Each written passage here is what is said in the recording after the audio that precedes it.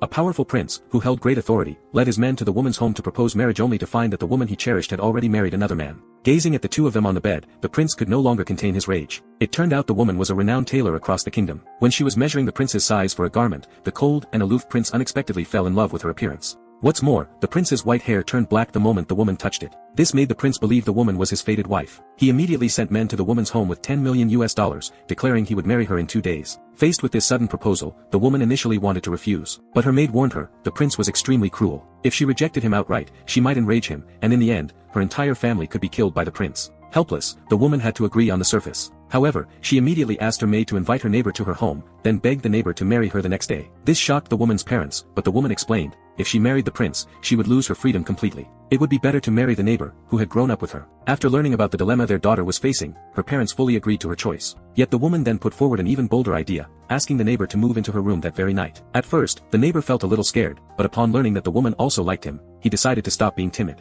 Thus, the two hastily held a small wedding ceremony in the room. Unfortunately, the prince got wind of this. Furious, he led his men to break into the woman's house. But when he kicked open the door, he saw the woman and her neighbor lying on the bed together. The sight instantly enraged the prince. The woman had thought this would make the prince give up on marrying her, but to her surprise, the prince didn't care about this at all. Now, he only wanted to kill the woman's neighbor, then take the woman back to his own home by force.